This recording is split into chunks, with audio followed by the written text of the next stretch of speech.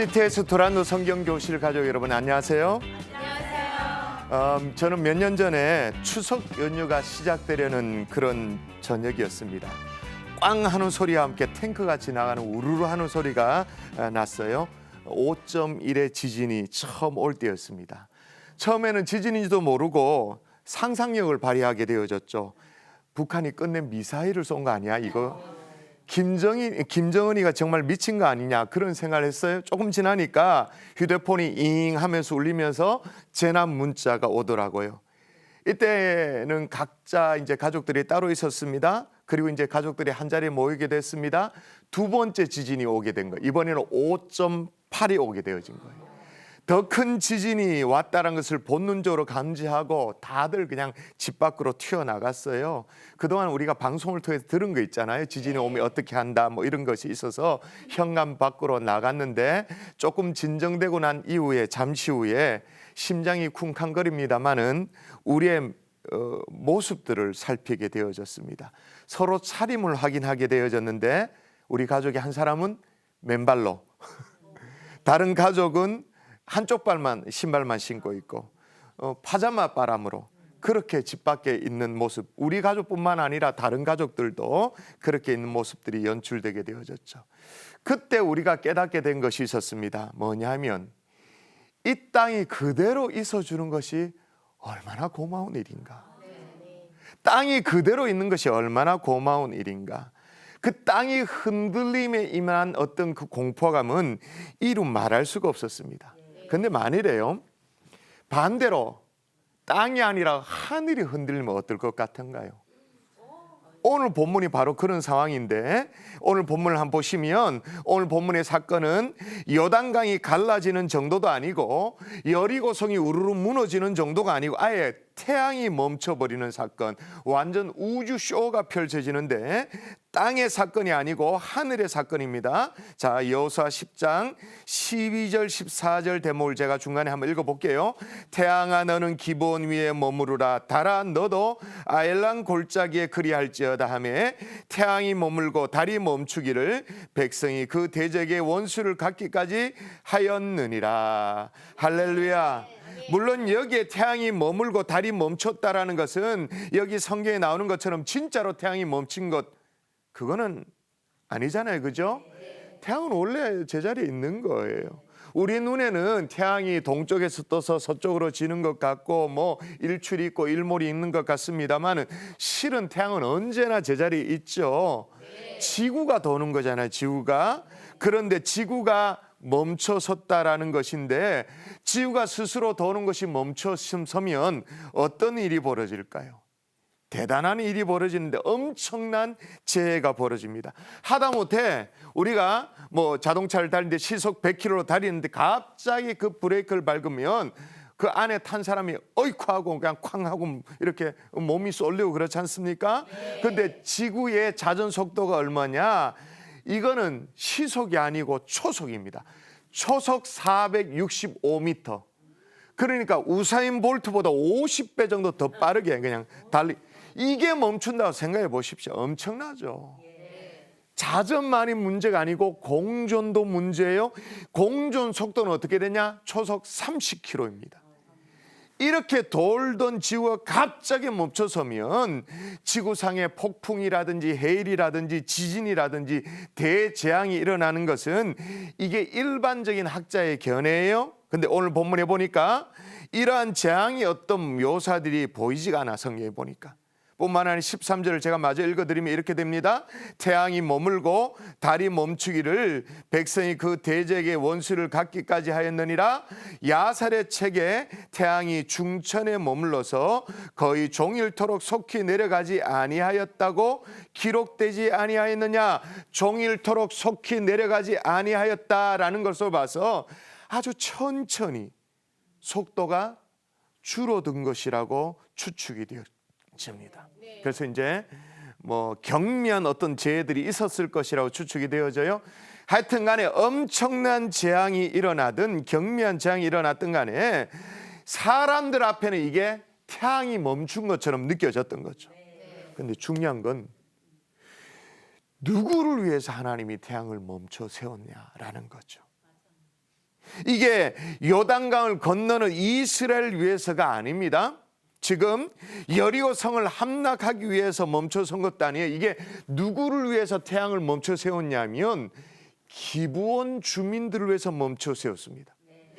이스라엘도 아니고 이방인 기브온 주민들, 그러니까 가나안의 7 족속, 이제 쳐부숴야 되는, 정복해야 되는 7 족속 중 히위 족속에 속한 이 기브온 사람들을 위해서 하나님이 태양을 멈춰 세우신 거예요.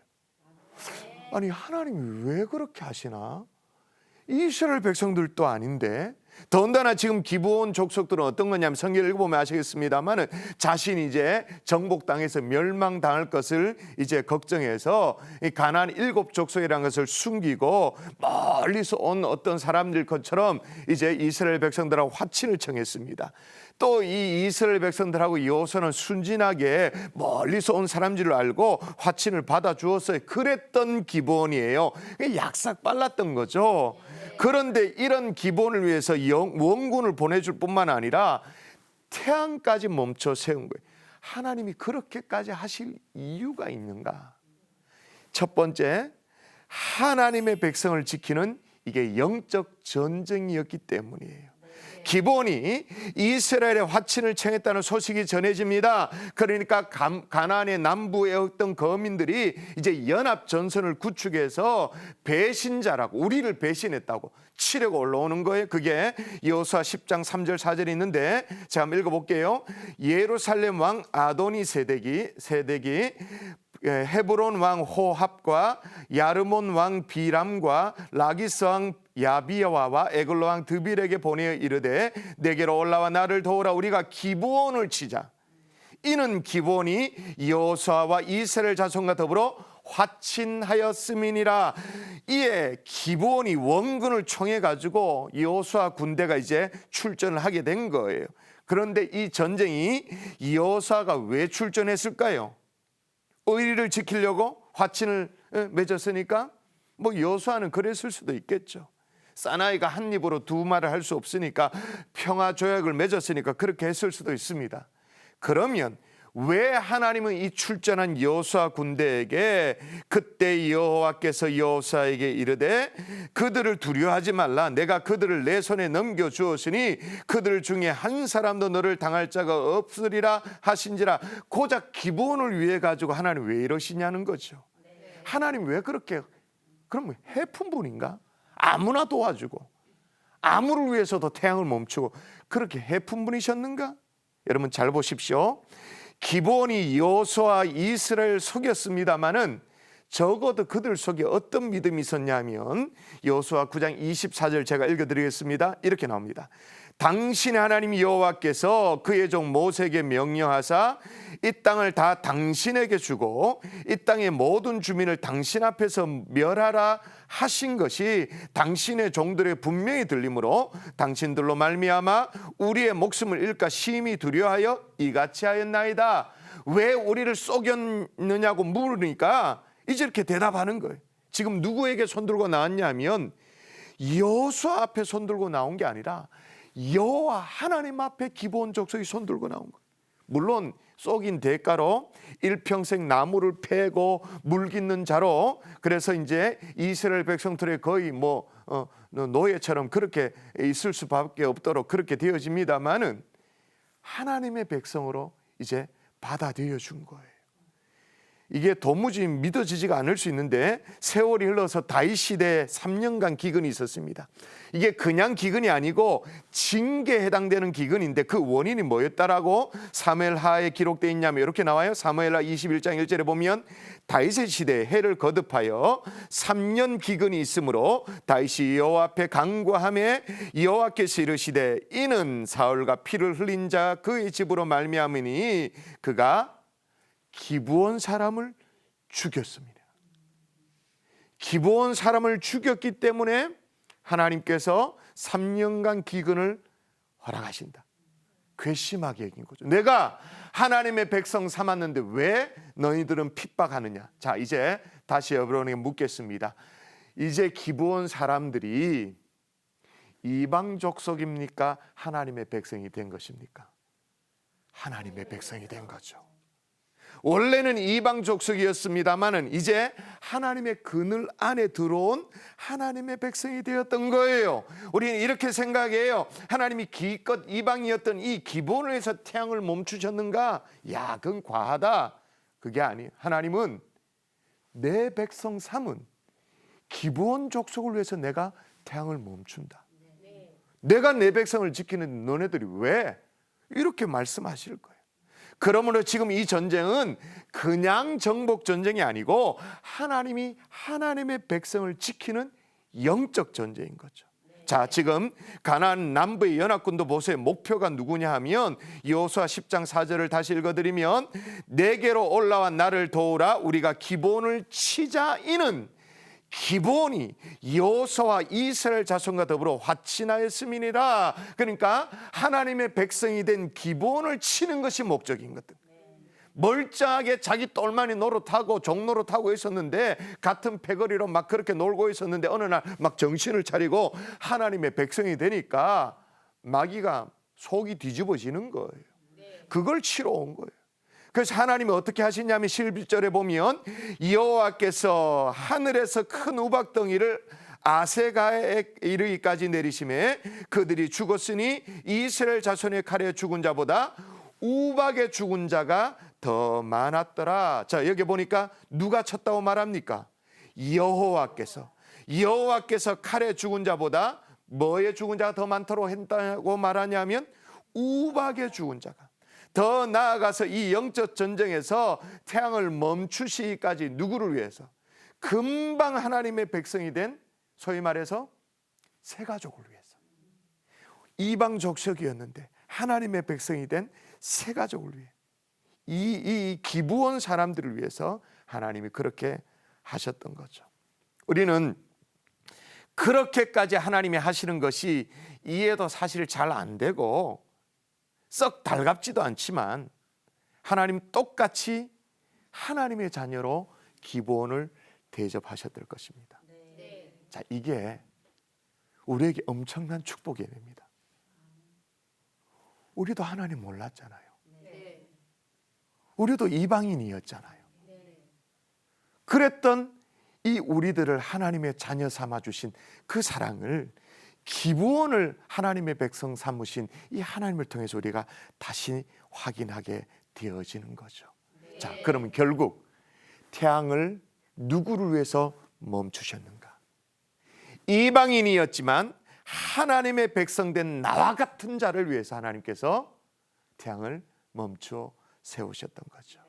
그 옛날 기브온을 위해서 태양을 멈추셨던 그 하나님이 하나님의 뜻이라면, 하나님이 원하시면 저와 여러분을 위해서라도 태양을 멈추실 수 있는 하나님이신 줄 믿습니다. 자, 그러면 이 영적 전쟁을 누가 수행합니까? 여호수아가 수행을 합니다. 일단 나가서 싸우는 건 여호수아가 해요. 근데 이걸 어떻게 전쟁을 수행을 하냐면 기도로 전쟁을 수행합니다. 그것도 어떤 기도냐면 명령 기도로 이 전쟁을 수행을 하게 되어지죠. 여호수아가 칼과 창으로 나아가긴 했습니다만은 그런데 이게 영적 전쟁이 어떻게 했냐면 기도랍니다. 근데 이 기도가 아주 특이해요.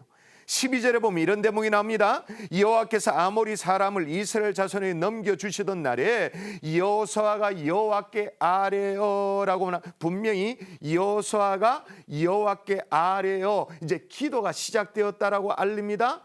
또한 14절에 조금 내려가 14절에 보면 여호와께서 사람의 목소리를 들으신 이 같은 날은 전에도 없었고 후에도 없었나니라고 해서 이제 하나님이 응답하셨다 이런 내용이 나와요. 자, 그러면 자 보십시오. 12절에 기도가 시작되었습니다. 14절에 응답이 나옵니다. 그럼 그 중간에 기도의 내용이 당연히 있겠죠. 근데 그 기도의 내용이 아주 독특해요. 12절 중간에 보면 이렇게 나옵니다. 태양아 너는 기브온 위에 머물라. 달아 너는 아얄람 골짜기에 그리 할지어다.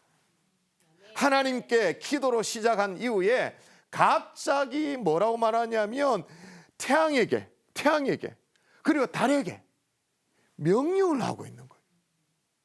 분명히 기도가 시작됐는데 기도의 내용이 태양을 향해서 명령하는 거고 달에게 명령하는 거예요.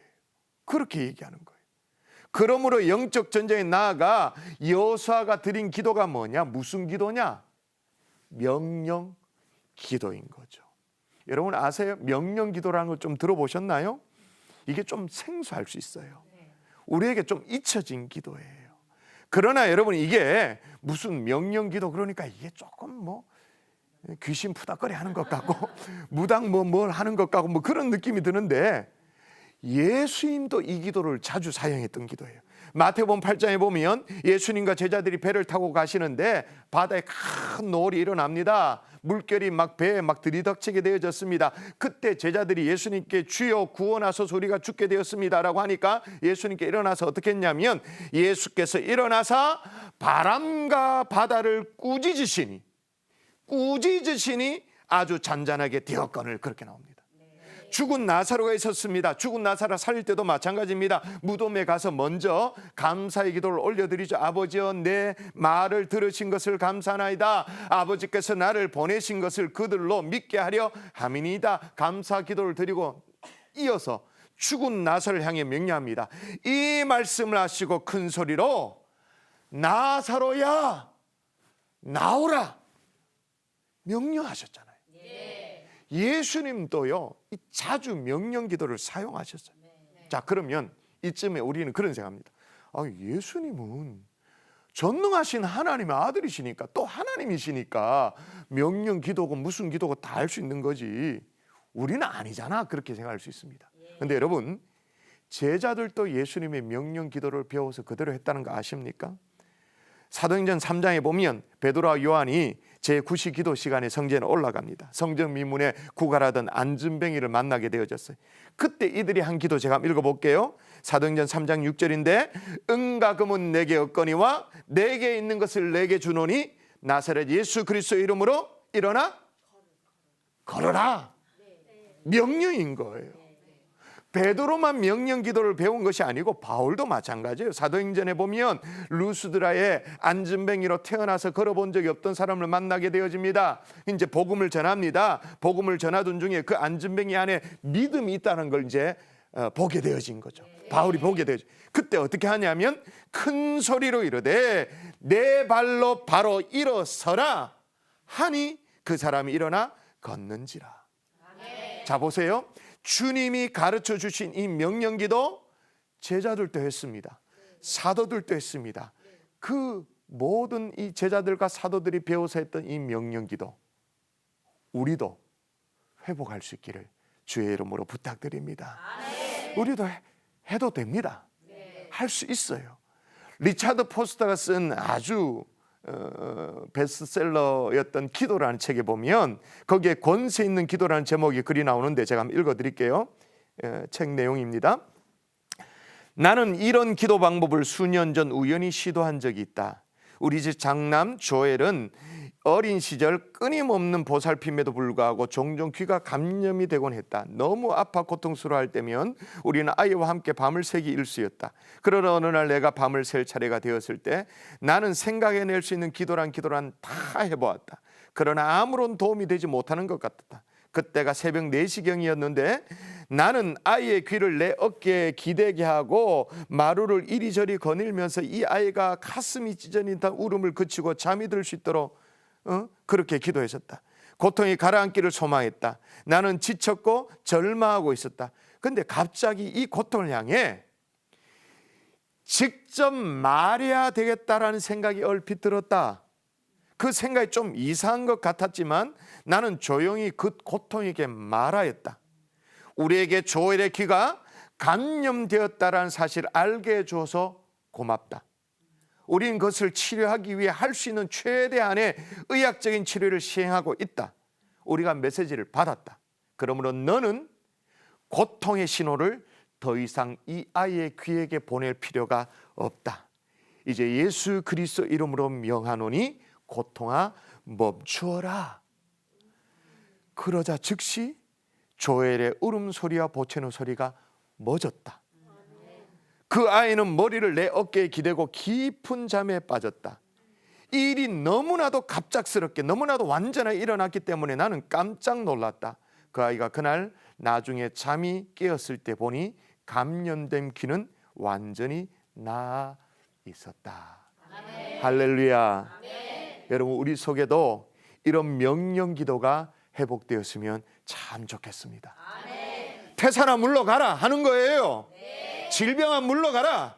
불신앙아 물러가라. 저주는 떠나가라. 가난과 환난은 떠나갈지어다. 더 나아가서 적극적으로 뭐예요? 축복을 명령하는 거죠. 우리 가정에 가정 복음화가 이루어질지어다. 직장이 생겨날지어다. 축복이 몰려올지어다. 아멘 하시면 참 좋은데. 성공아 몰려올지어다. 아멘이시죠, 그죠? 그러면 제가 오늘 본문에서 발견한 이 명령 기도의 요령을 좀 말씀드릴게요. 그냥 무턱대고 한다고 또 되는 건 아니잖아요. 요령이 있는데, 명령 기도의 첫 번째 방법이 뭐냐? 구체적으로 명령해야 된다는 거죠. 여호수아가 해와 달에게 구체적으로 명령을 했습니다.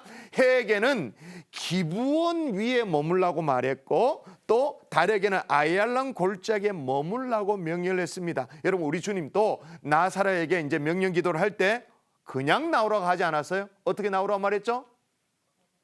나사로야 나오라, 그렇게 말씀하셨어요. 우리가 조금만 상상력을 발휘해 보십시다.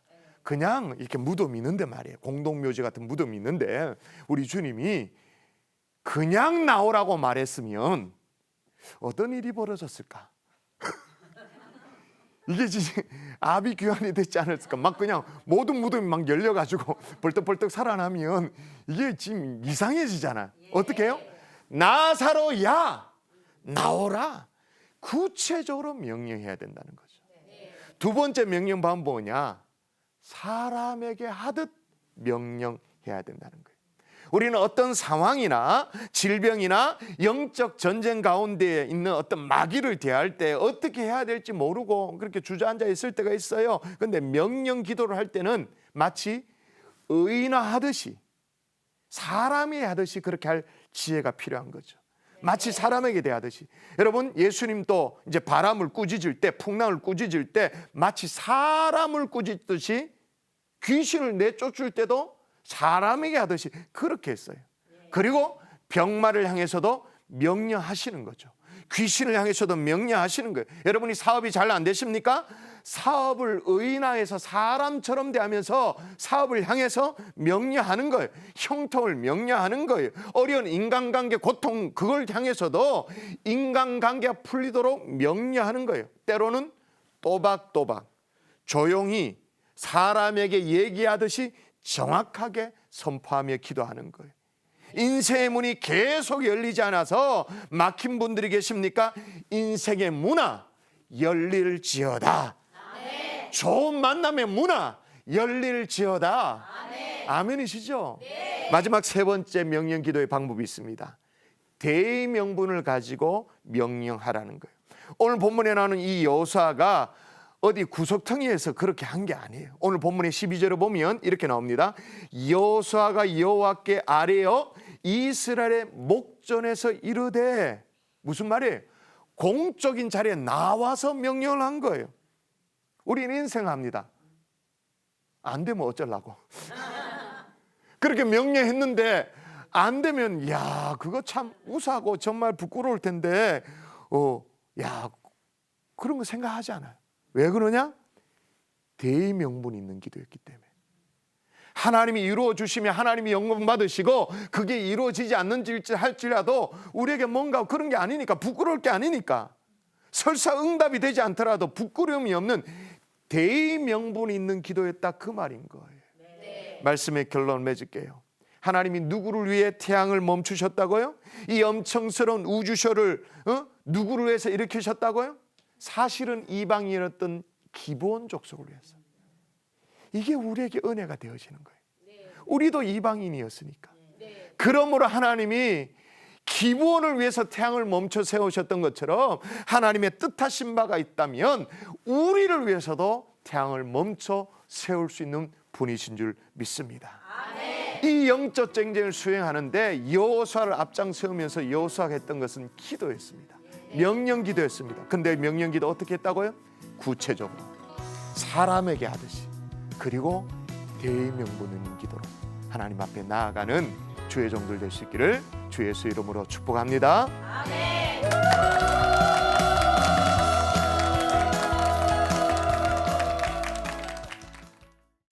이 프로그램은 CTS 방송가족의 사랑과 후원으로 제작되었습니다. 후원전화 02-6333-1003번, ARS 060-808-1004번으로 전화주세요.